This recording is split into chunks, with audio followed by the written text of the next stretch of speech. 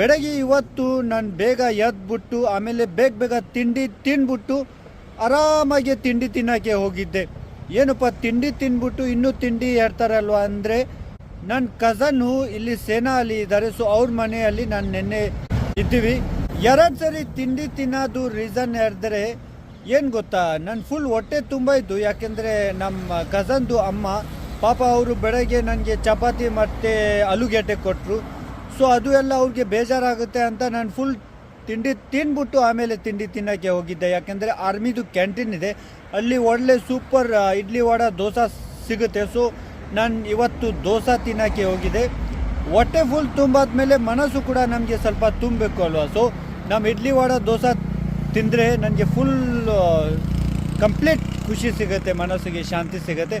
ಅದಕ್ಕೆ ಹೊಟ್ಟೆ ತುಂಬಾದ್ಮೇಲೆ ಇನ್ನೂ ಒಂದು ಸರಿ ನಾನು ತಿಂಡಿಗೆ ಆರ್ಮಿ ಕ್ಯಾಂಟೀನ್ಗೆ ಹೋಗ್ಬಿಟ್ಟು ಈಗ ನಾನು ಡೆಹ್ರಾಡೂನ್ ಕಡೆ ಹೋಗ್ತಾ ಇದ್ದೀನಿ. ನೀವು ಎಲ್ಲರಿಗೆ ಇಷ್ಟ ಆದರೆ ದಯವಿಟ್ಟು ಲೈಕ್, ಶೇರ್ ಮತ್ತು ಕಾಮೆಂಟ್ ಮಾಡಿ.